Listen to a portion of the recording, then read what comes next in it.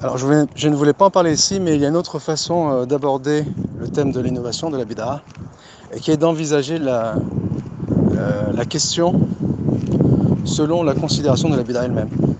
On dit par exemple qu'un tel, il est orthodoxe ou salafi dans le domaine dans lequel il est en accord avec l'orthodoxie et la tradition et la sunna, et il est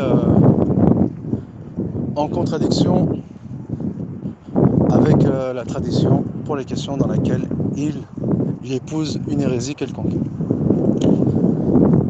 Alors, cette considération, elle a des avantages, des inconvénients. Peut-être comme la plupart des considérations, puisqu'il y a une dimension aléatoire lorsque l'on considère ou lorsque l'on aborde un phénomène, mais on ne peut juger de l'inexactitude d'un phénomène en fonction de ces critères aléatoires.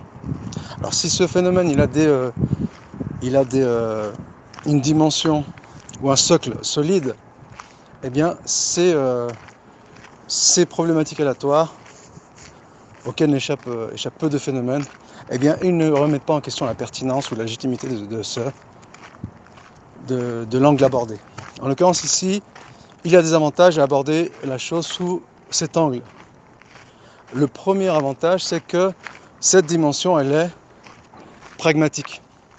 J'avais donné l'exemple avec Ibn Hazm, comme disait l'élève d'Ibn Taymiyyah, rahimahullah, Ibn Abdel Hadi, Ibn Hazm est un Jahmi Jald. Il entend par là fil asma sifat. Ou plus récemment, il y a ce relativisme extraordinaire de Cheikh Al-Uthaymin et éventuellement Cheikh Ben Baz, qui éventuellement également peut être mal appréhendé lorsqu'ils disent que Ibn Hajar al-Asqalani et Nawawi donc ils font partie de l'orthodoxie pour les points où ils sont d'accord avec l'orthodoxie, et pour les points où ils sont en désaccord avec l'orthodoxie, bien on dit que sur ces points-là, ils sont en accord avec l'hérésie acharite. Alors cet angle, cette considération, elle a l'avantage d'être pragmatique au même titre que la nôtre. C'est-à-dire qu'elle tient compte, comme je l'ai expliqué, elle tient compte de l'évolution du contexte du monde musulman et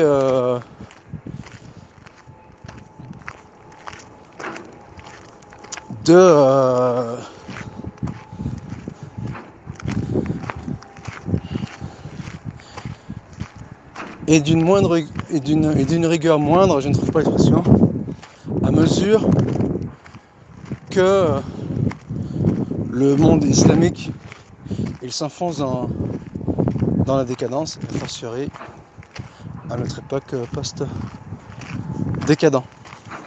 Donc le degré d'exigence, voilà, je trouve l'expression, eh bien il va être réduit à mesure que l'on avance dans le temps. Donc cette considération, elle tient compte de cette vision pragmatique. En revanche, elle possède des lacunes. Et bien sûr, comme j'ai expliqué, ça ne remet pas en question sa pertinence. Même si éventuellement cela l'affaiblit. Et d'ailleurs, pour ce qui est de notre considération, à plusieurs reprises, on m'a fait des remarques, on m'a émis des remarques, et on m'a émis des objections auxquelles j'ai répondu, notamment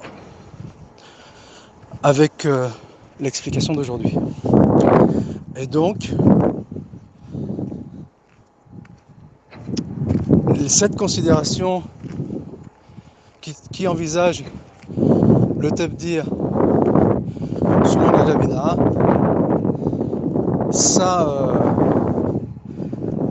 son point faible, eh bien, c'est lorsqu'on émet l'objection de dire, sachant que cette objection c'est valable pour Ibn Hajar al-Nawawi, cela l'est également pour El-Ghazali, les teneurs du Kalam, comme Ghazali, El-Juwayni, El-Baqillani, en disant qu'ils sont en accord avec le Sunna sur les points sur lesquels ils adoptent la Sunna, et ils sont en accord avec l'hérésie sur les points concernant les points sur lesquels ils sont en accord avec l'hérésie. Alors, bien sûr, ce qui rend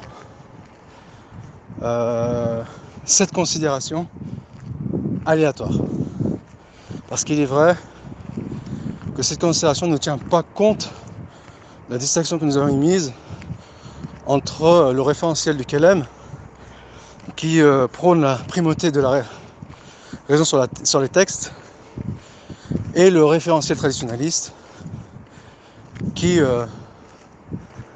prône la primauté des textes sur la raison, et qui valide la raison dans la mesure où elle est en accord avec les textes. Mais sur ce point, il mérite de plus long développement. Mais ce qui rend aléatoire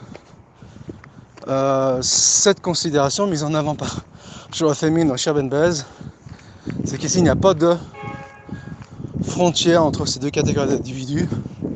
C'est la raison pour laquelle, Wallahu a'lam, la considération que nous avons exposée, elle est plus précise, plus minutieuse, voire même plus claire, et moins sujette à la contradiction et aux objections, quand bien même elle aurait, comme tout phénomène, une dimension aléatoire. Alors, est-ce que, avec notre démonstration, est-ce que nous pouvons appliquer notre démonstration à un prédicateur contemporain controversé, puisqu'on me pose souvent la question, en la personne de Ahmed Dedou. Alors ici, il incombe de décortiquer la chose en disant que il y a une différence entre un prédicateur vivant, dont l'œuvre n'est pas aboutie, et à la limite dont on ne connaît pas toute l'œuvre, parce que parfois il y a une dimension apparente, une dimension cachée dans une œuvre, et éventuellement cette dimension cachée, eh bien, elle apparaît au grand jour après la mort du concerné. Donc nous disons que le concerné est encore vivant, donc il est difficile de juger son œuvre. C'est une première chose. D'ailleurs, il y a un adage des anciens de Abdullah ibn Mas'ud qui est extrêmement pertinent, et qui d'ailleurs également fait défaut au Protebdir, qui jure fidélité aux anciens, et pourtant qui omettent ce conseil d'une grande sommité parmi les compagnons, en la personne d'Abdullah ibn Mas'ud, radiyallahu anhu, et qui dit la tatabi'anna ahadan wa in kana wala bud famayyitan aw famayyitun li'anna al-hayy la ta'mun alayhi al-fitna. Il dit ne suis personne, et s'il faut absolument le faire, eh bien suis quelqu'un qui est mort, car le vivant n'est pas à l'abri des fitanes, des épreuves, ou de dévier. Et donc, les Protebdir, il ferait bien de prendre ce conseil de Abdullah ibn Mas'ud, eux qui revendiquent la fidélité aux narrations des anciens. Et donc, cette narration s'applique également à Dedou. Il est difficile de juger son œuvre, étant donné qu'il est encore vivant, pour le point que j'ai évoqué. Et il y a d'autres considérations, telles que, pour ce qui est de Ibn Hajar et Nawawi, ils sont des références incontournables. Leurs œuvres sont entrées dans le patrimoine musulman, avec bien sûr les failles qu'éventuellement elles contiennent, mais relativement, les failles elles sont moins importantes que l'apport considérable qu'ils ont apporté au patrimoine musulman. Et leur contenu, ce patrimoine-là, il entre dans les incontournables et dans les références incontournables dont ne peut se passer tout chercheur. Ça, c'est un premier élément. Le second élément est que Ibn Hajar al-Nawawi, eh bien, leurs erreurs, elles ont été cernées. C'est-à-dire que les savants ont mis en avant leurs erreurs, et indépendamment de savoir ce qu'on pense de Nawawi et d'Ibn Hajar, s'ils font partie du cadre innovateur ou non, donc j'ai développé ce point, eh bien, leurs erreurs ont été cernées par les savants depuis un certain nombre de temps. Je dis depuis un certain nombre de temps, mais je connais mieux les avis des savants contemporains concernant ces deux sommités, ces deux imams. Même si on peut en dire que c'est une imama relative, c'est une imama ne serait-ce que dans Ilm al-Hadith ou dans le commentaire du corpus du hadith, du corpus de la traduction. Ça, c'est un autre point par lesquels ou qui rend, sans dire caduque, mais moins pertinente, la comparaison avec Nawawi et Ibn Hajar. Ensuite, il y a la dimension d'Iqamat al-Hujja. Alors pour ce qui est d'Iqamat al-Hujja, il convient ici de dissiper un élément que je n'ai pas abordé auparavant, et qui est que la considération que nous avons mise en avant, et qui est d'envisager une hérésie selon son référentiel, selon le référentiel de son auteur, eh bien ici il n'est pas question d'envisager la chose selon le prisme de Iqamat al-Hujja, ou à l'aune de l'Iqamat al-Hujja, c'est-à-dire avant que la preuve céleste elle soit établie à l'encontre d'un individu rendant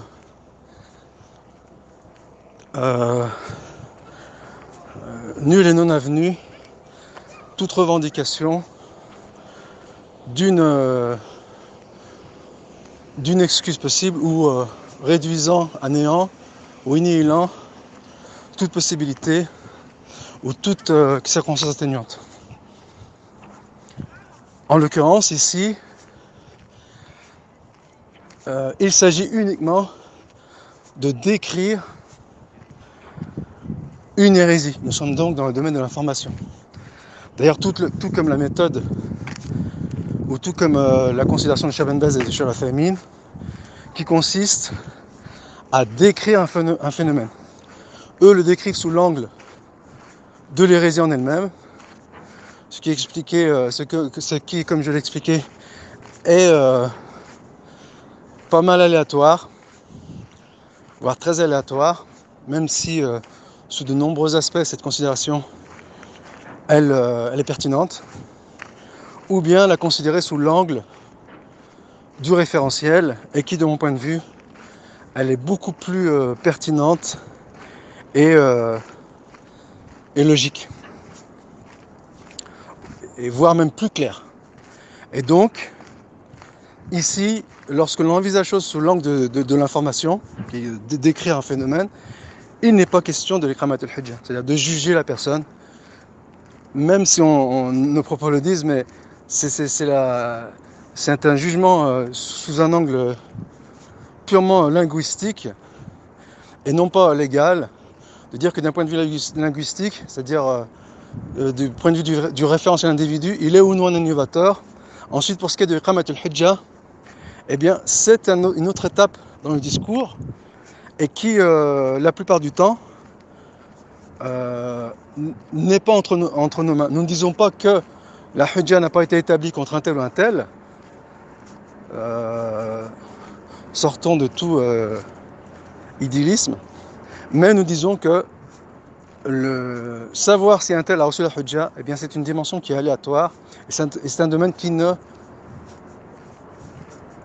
Le domaine d'Iqamat al-Hujja, il faut être précis, c'est un domaine qui ne tolère pas cette dimension aléatoire, étant donné que l'honneur des musulmans est en jeu et que souvent elle a trait dans un pays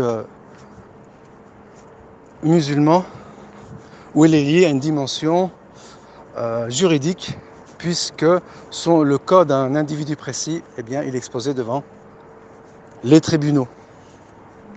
Et c'est la raison pour laquelle il ne faut pas jouer avec l'honneur des musulmans. Mais malgré tout, pour ce qui est de Iqamatul Hujja, ou envisager le phénomène avant Iqamatul Hujja, qui est la description d'un phénomène, comme nous l'avons fait, eh bien, il faut savoir que pour ce qui est des conséquences de Iqamatul Hujja, des conséquences qui sont avant Iqamatul Hujja et après Iqamatul Hujja, pour ce qui est des conséquences d'une hérésie, eh bien, avant Iqamatul Hujja, il y a des constantes et des variables. Il y a des invariables et des variables. Pour ce qui est des invariables, il y a le fait de de désigner l'hérésie comme une hérésie et de se désolidariser et de renier cette hérésie.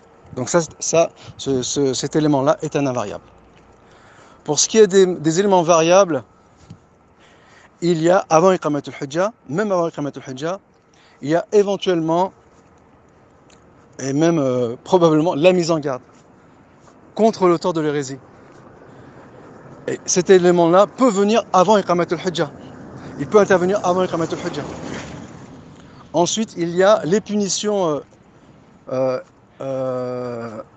séculières, éventuellement des punitions corporelles, ou des punitions d'emprisonnement ou de boycott.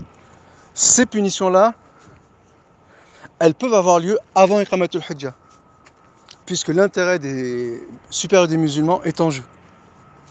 Ensuite, l'élément qui est invariable après Iqamatul Hujja, ou les éléments qui sont invariables après Iqamatul Hujja, ce sont la punition céleste, il y a la condamnation d'hérésie, et bien sûr, a fortiori, la condamnation de l'hérésie, oui, et la condamnation de l'auteur de l'hérésie, après Iqamatul Hujja. Et pour ce qui est de la punition terrestre, de la mise en garde,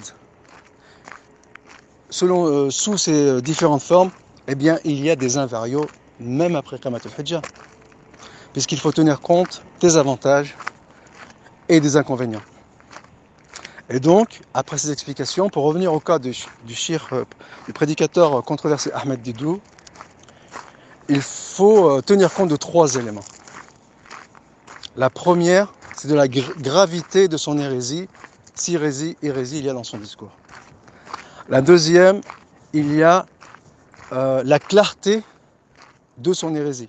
Il ne suffit pas que ce soit une hérésie, il faut que ce soit une hérésie qui est revendiquée clairement. Et la troisième, il y a la dimension de la mise en garde. Alors ici, nous avons affaire à des paramètres, des facteurs qui sont extrêmement complexes du fait de leur dimension aléatoire et donc extrêmement aléatoire. Et l'appréciation de juger si l'hérésie est grave, on va dire que là il y a une constante, puisque c'est quelqu'un qui appelle à la révolte contre les autorités en place, c'est une hérésie grave. À qui on offre ou non des circonstances atténuantes, il faut tenir compte d'autres considérations qui sont également extrêmement complexes. Donc ici, si c'est quelqu'un qui appelle à la révolte ou à la dissidence ou à l'insurrection contre les autorités en place, eh bien, on va dire que c'est une hérésie claire. Grave, outre le fait que on peut accorder à son auteur ou non des circonstances atténuantes. Ensuite, il y a la clarté de cette hérésie. C'est-à-dire, est-ce que le concerné en question, est-ce qu'il appelle ouvertement à cette hérésie, avec des éléments qui sont clairs et imparables, ou bien est-ce que la chose elle est confuse, voire ambiguë, ou de toute façon l'un est la conséquence de l'autre. Et donc, ici, cette dimension de clarté, elle revient à une étude exhaustive de l'œuvre du concerné, ce qui n'est pas entre les mains de tout le monde. Ensuite, il y a cette dimension de mise en garde, avec l'absence de tribunaux, ou l'absence d'autorité même religieuse, on va dire, qui toucherait un grand nombre de musulmans, et pas seulement uniquement un groupe, eh bien on peut éventuellement émettre des paramètres autour de la mise en garde éventuelle. C'est-à-dire que il y a une constante, c'est condamner l'hérésie, comme expliqué. Mais il n'y a pas corrélation entre condamner l'hérésie et mettre en garde contre l'auteur de l'hérésie. La mise en garde est une étape supplémentaire et qui est soumise à des considérations extrêmement complexes, liées notamment à l'intérêt à le faire ou non. C'est-à-dire qu'on prétend mettre en garde contre un individu donné, et le fait est qu'au sein des musulmans, cet individu, il a une grande autorité et qu'il a plus de crédibilité que la personne qui met en garde contre lui. Et en définitive, lorsque l'on met en garde contre lui, eh bien on jette le discrédit sur soi-même et on s'auto-discrédite. Et il faut tenir compte de ce paramètre. Donc, des effets de cette mise en garde, est-ce qu'ils sont palpables ou bien purement virtuels? Parce que la mise en garde n'est pas une fin en soi. La fin en soi, c'est de défendre le patrimoine islamique. Et bien sûr, ce point est soumis à des considérations extrêmement complexes. Donc d'un point de vue purement virtuel, on va dire, on doit mettre en garde contre un tel, mais dans les faits, cette mise en garde elle est contre-productive et les effets escomptés n'ont pas lieu, et je dirais même qu'il provoque des effets contraires. Donc voilà, la constante est de condamner l'hérésie éventuelle à condition qu'il y ait clarté et bien sûr dans tous les cas qu'elle soit grave ou non, mais il y a le constat d'une hérésie grave. Ensuite, pour ce qui est de la mise en garde,